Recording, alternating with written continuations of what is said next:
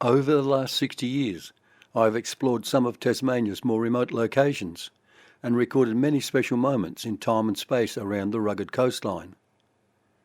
Ever-changing technology has made it possible for me to capture these events and show you how lucky we are to live in Tasmania. Between 1993 and 2010, I made 4 sea kayaking expeditions to a remote rocky island in the exposed western approaches to Bass Strait. This island is home to the endangered shy albatross, current population about 5,000 breeding pairs. This represents 40% of the world's population of the species.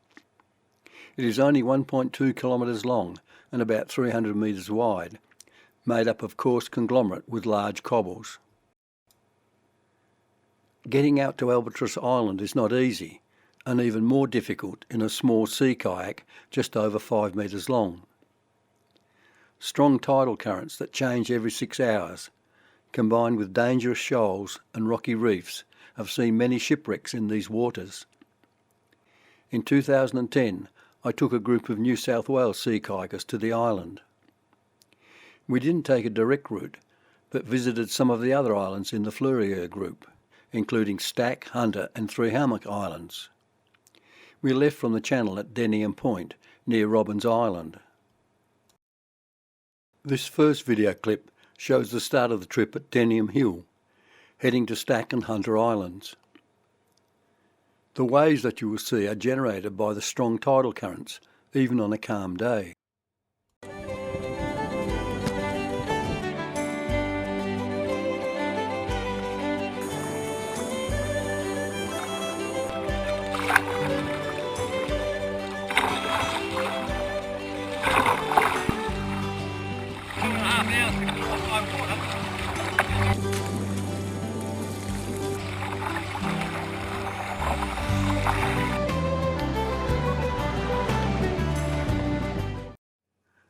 After a noisy camp on Stack Island because of the mutton birds, we visited a Tasmanian Aboriginal cave on Hunter Island. It dates back 30,000 years.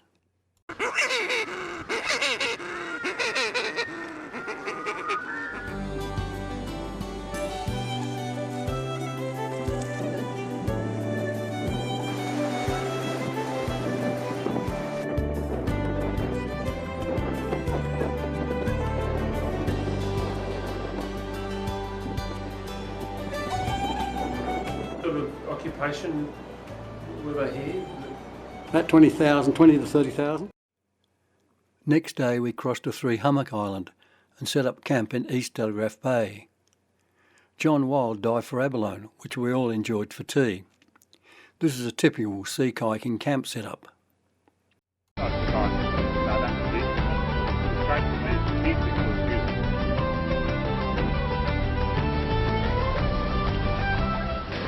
Yeah.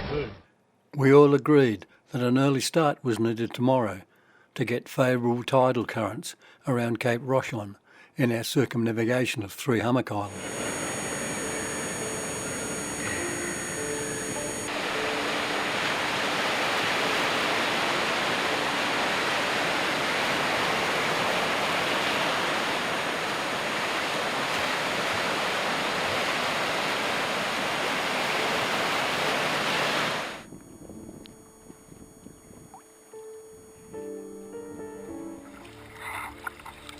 Rounding Cape Rochon saw us heading into the bad weather.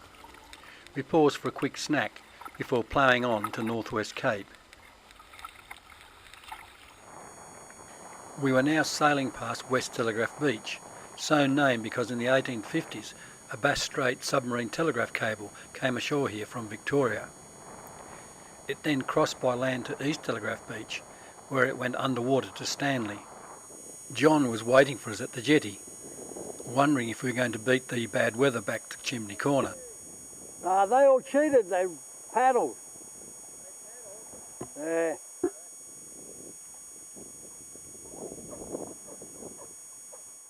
After circumnavigating Three Hammock Island, we helped caretakers John and Bev O'Brien install a new water tank for the garden on Three Hammock Island. Between 1951 and 2002, this island was the home to John and Eleanor Allison. John and Bev took us to the summit of the Big Hummock to see our destination far to the west, Albatross Island. Well, it's going to go uphill here shortly. Yeah. Thank you very much. Needs that cycle seat cart upstairs. Yeah. Did you see the tank I put in this morning? Jeez, you mean big. Just sending the message by there. Probably 300 tons.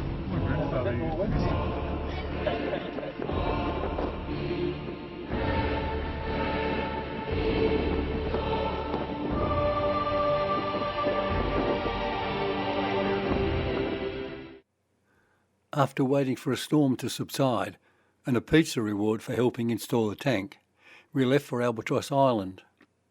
A return journey of 40 kilometres if you cannot land. We had to time our trip to take advantage of strong 4 to 6 knot tidal currents. You can see how difficult it is to land on the island as there are no beaches.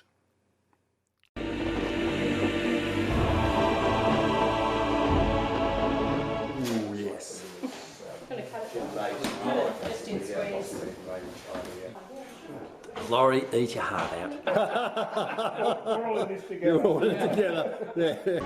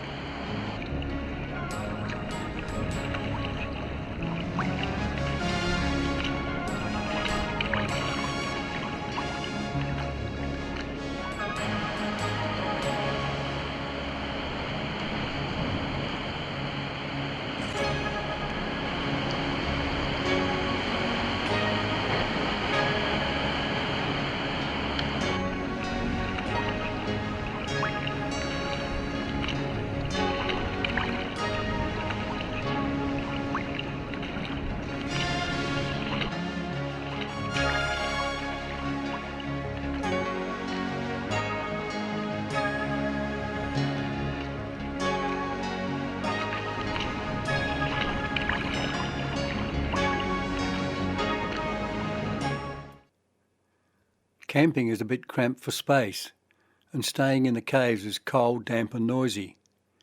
Whichever site you choose, you can be sure to have a noisy night because of the mutton birds and the penguins.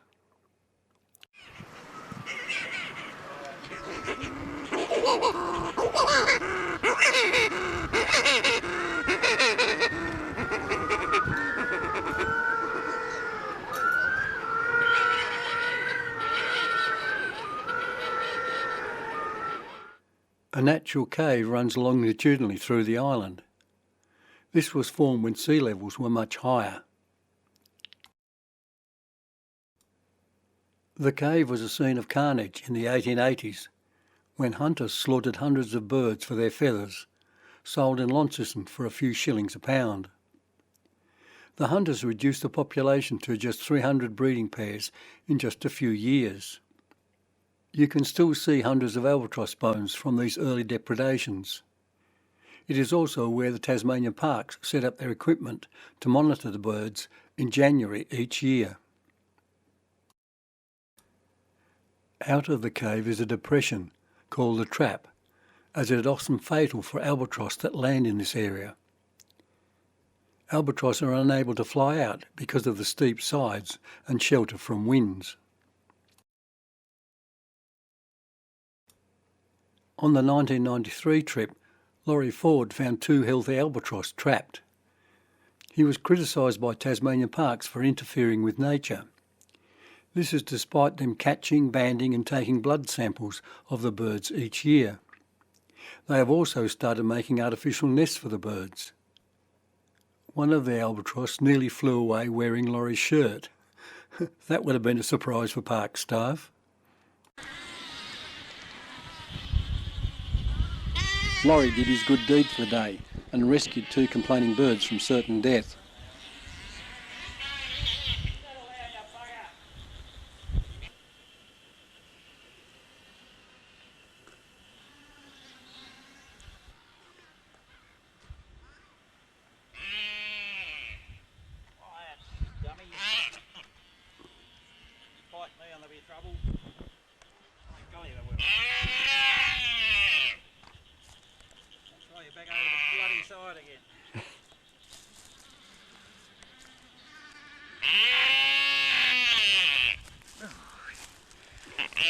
Nasty little bloody brute.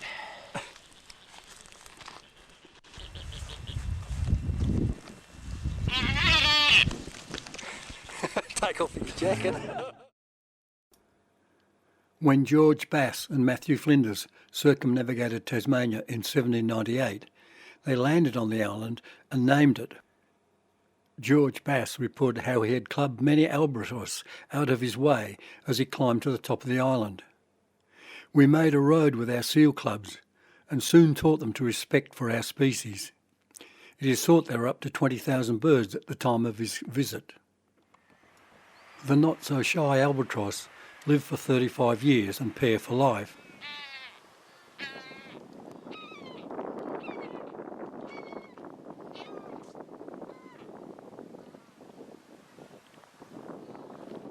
January, and the chicks are always hungry, panting to keep cool in the summer heat.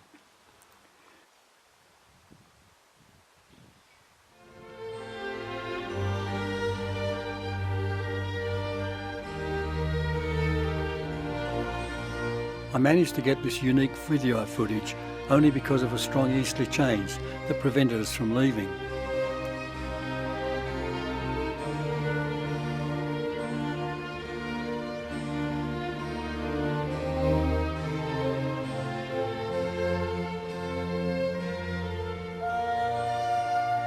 The albatross display complete mastery of the updrafts from the steeply sloping eastern side of the island.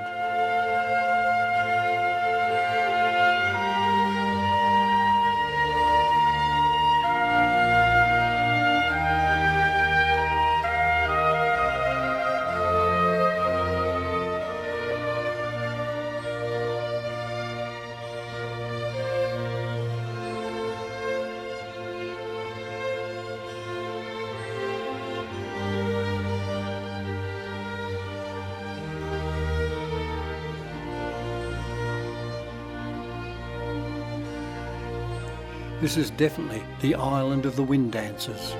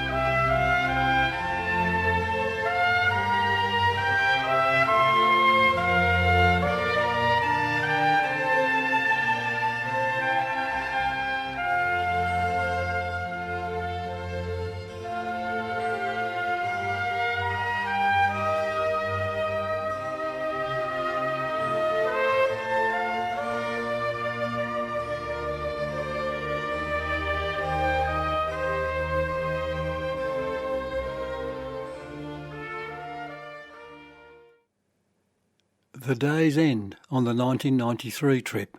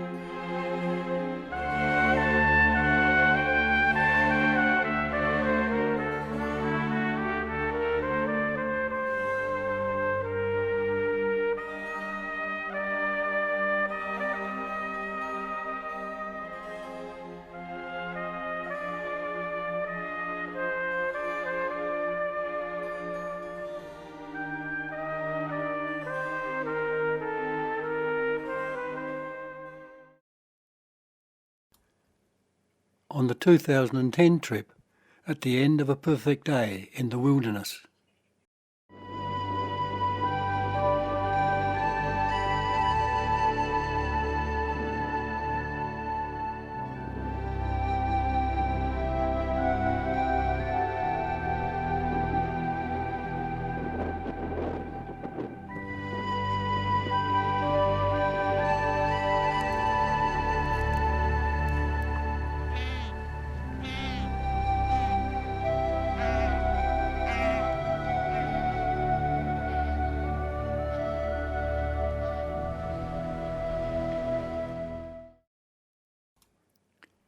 In 1993, it was not easy leaving Albatross Island. Wind and sea conditions changed quickly and the locations exposed. Laurie helped me into my kayak, but he had to launch by himself.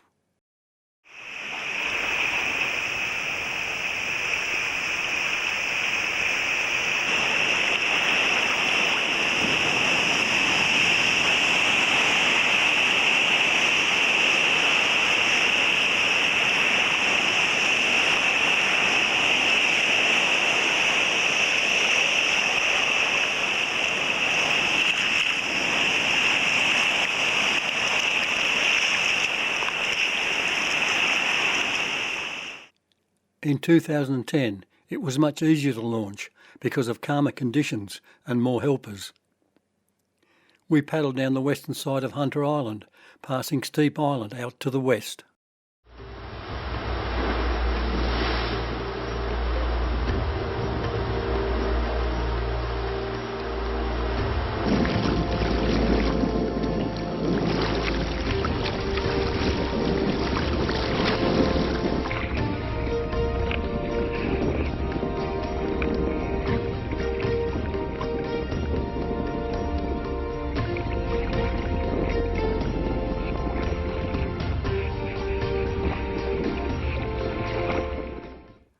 From Cape Grim, we decided unwisely to take the inshore route back to Denium Hill, but the tide was ebbing and we had to drag our kayaks over the shallows.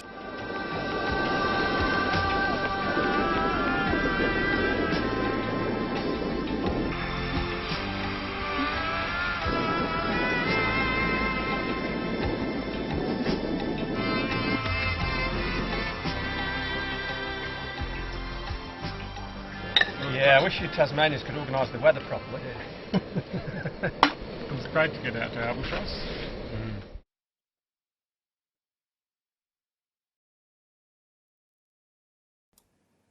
In the second part of my talk, I will show how nature, technology and chance, combined with a good slice of patience, allow me to capture events not easily recorded.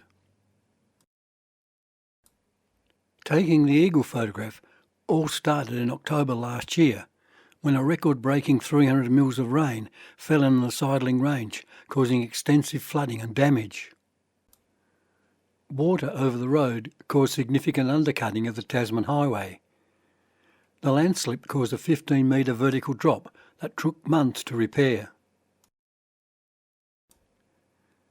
At Derby, water from a blocked stormwater culvert caused a huge landslip over the mountain bike trails, washing the tracks into the Cascade River. The flooding even reached Bridport, closing the Flinders Highway for some hours.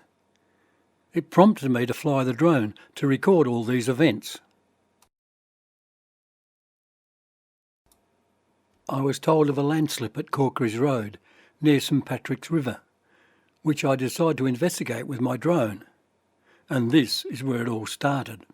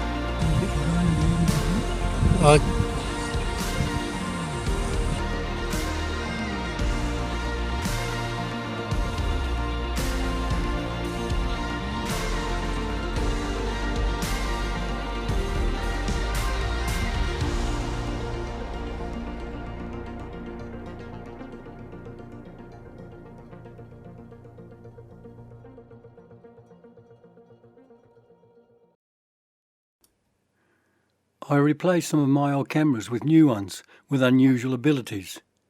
One camera could shoot at 1,000 frames per second, but only for 3 seconds. The other camera had a 2400mm telephoto lens and could also shoot slow motion video.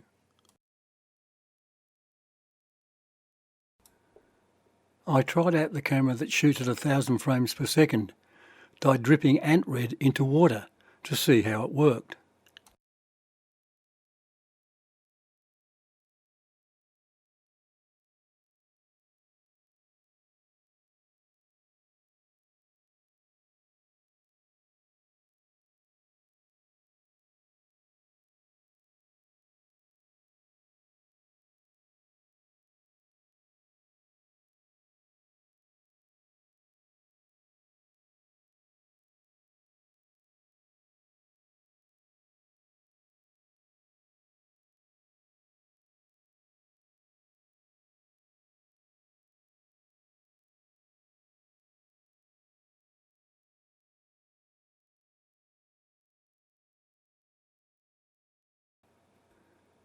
Then I went to the beach at Bridport to record waves breaking in slow motion, but noticed the antics of numerous superb fairy wrens that were chasing insects active because of the easterly weather.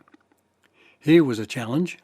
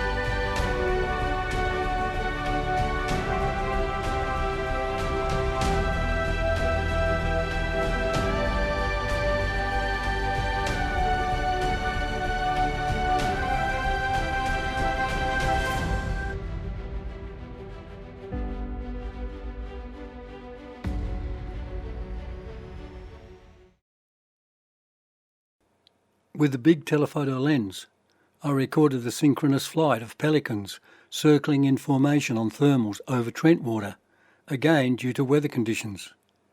I call this my credit card video. Ask me why later.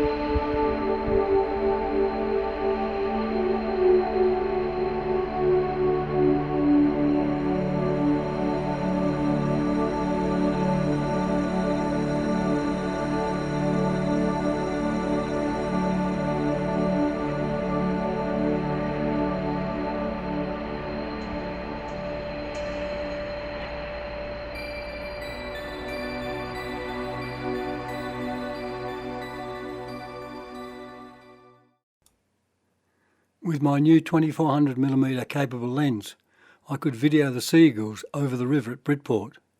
With a lot of patience, I eventually got the shots I wanted, and in slow motion.